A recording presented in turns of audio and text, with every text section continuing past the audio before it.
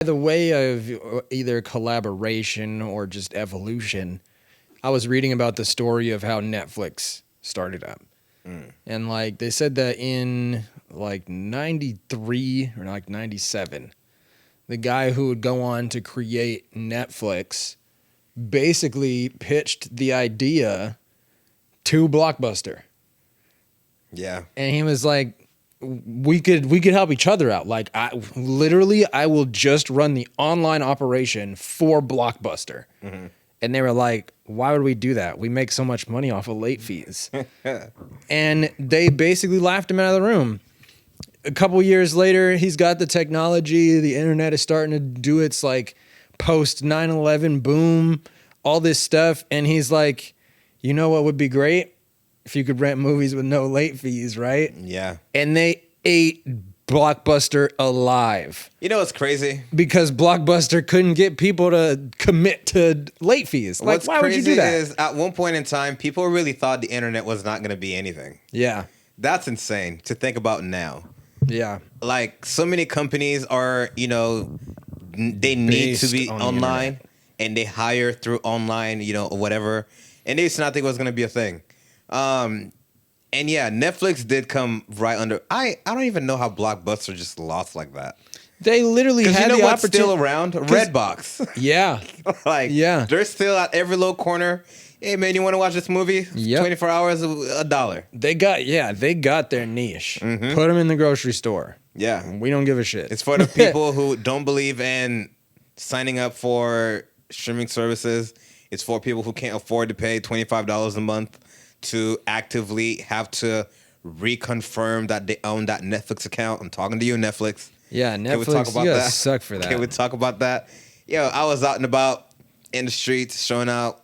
My sister texted me talking about I need to confirm the Netflix account because they rolled out their password sharing stuff. Mm-hmm.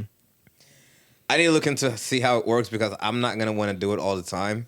Because now, if it is one of those things where They're trying to make it impossible, me. I'll tell you that. if it's one of those things Well, where I I already really saw it. can't share, I'm sorry, you guys. You guys got to get your own account, and I'm gonna go ahead and lower mine to just a couple screens because I don't need that. Man, here's the thing that sucks about Netflix. We're just gonna break this down real quick. Yeah. Because it's if you want to watch anything in 4K, which if you have a PlayStation 4 or 5 or you have a smart TV made in the last 5 years, that's what you're watching. Yep. Then you have to pay the $20 a month subscription. No matter what. No matter what. But they go, hey, you can add the other locations to your account for an extra like $6 to $9 or something. I think it's like $9. You're lying. No, like you can add that's straight up. I gotta look up the actual prices for it, but it's like somewhere between $6 and $9 on top of your thing just to add like another location. Oh, I got to look To into your- that to your family because thing. I might have accidentally just been like, because you know me, I just be saying okay, whatever. Yeah. So they might have been like, all right, well we'll start. Okay, I didn't look into that. Yeah. I need to look into that. Because out of nowhere, you're going to be paying like $40 a month for Netflix. Yeah, and I'm not doing and that's that. that's not acceptable. Because then I'm about to go down to the 1080p one just because that's Yeah. all I really do. Like I'm going to watch anime on there and that's it. I don't really need the 4K Yeah. because you know what, the TV will upscale it no matter what. Yeah. As best it can. Yeah, but which to me works. That's Yeah. fine. Or the PlayStation will definitely try to upscale it no matter Yeah. what. So I'm sure I'll be fine. But it does suck that Netflix is rolling this out because I remember the reason why Netflix was so great was because we could all use it. Yeah, we didn't all have to have this Netflix account. And let's be real. You can use it as a household. I don't Come really on. know if this is really going to turn a profit like they think it will. No. I personally don't think so. I mean, we'll see. They've got a quarter or two of profits to watch, but we'll see how many people fall for it. Anybody gonna fall for that? But did you go see the new Spider-Man movie? Yeah. It's good. It's really good. It's really good. I The- liked it a the lot. soundtrack I was wasn't also really expecting them good. to hit me with the see you next time. You didn't think so? I know. So here's the thing. I remember when the first one came out and they said that it was going to be a 3-parter.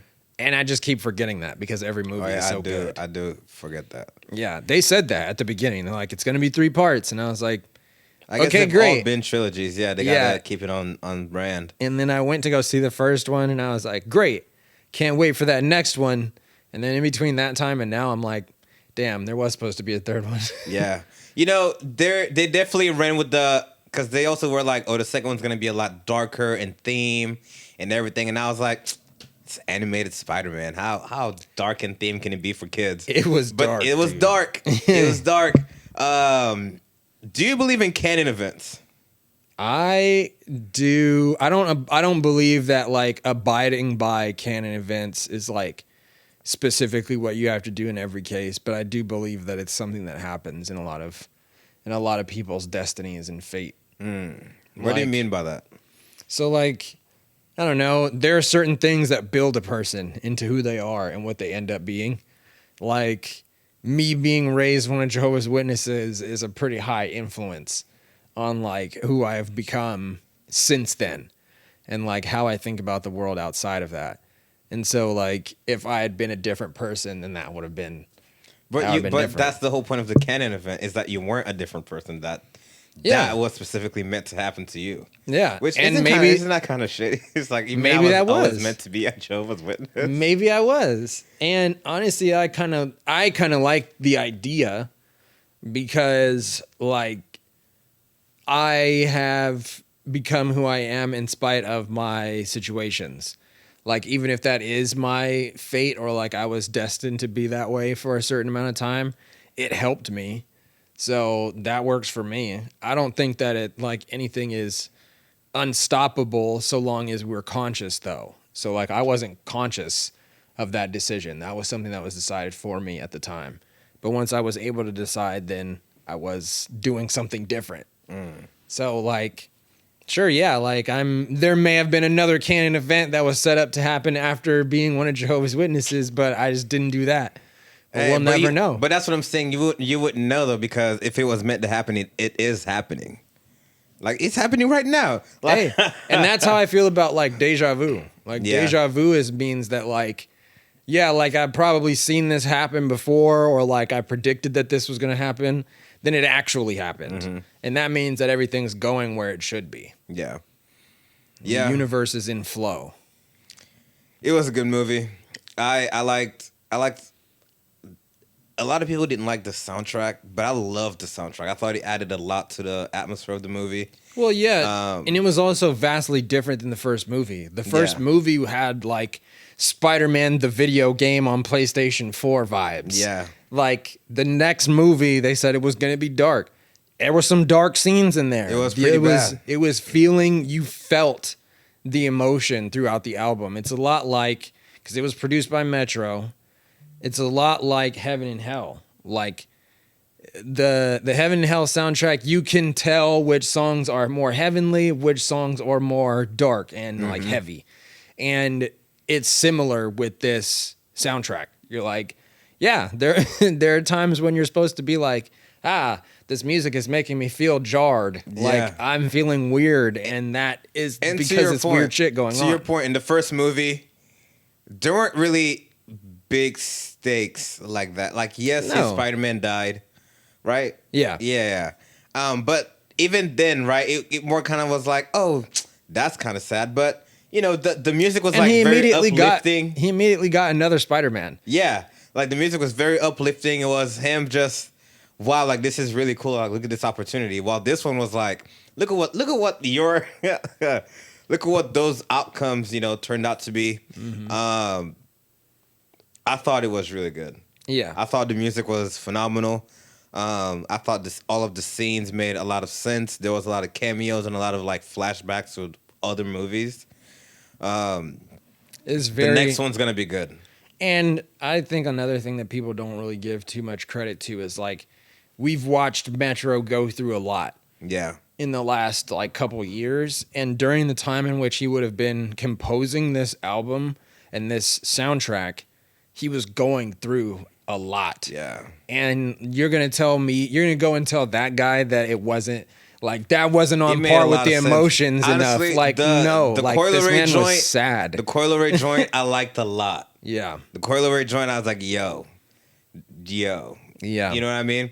Especially again when you look at some of the concepts and the themes of the movie, and what Homegirl had going on in her own life, and how then the whole world kind of fell on her shoulders, and she couldn't help but to go see her boy. Now that fucked up the world. You know what I Yeah. mean? Like, yo, she'll Go and see the movie. It's good. go see. Yeah. A couple days later, a homie. I can't say that. I'm not gonna say what I was about to say on. Yeah, never Oh mind. my gosh. But it was good.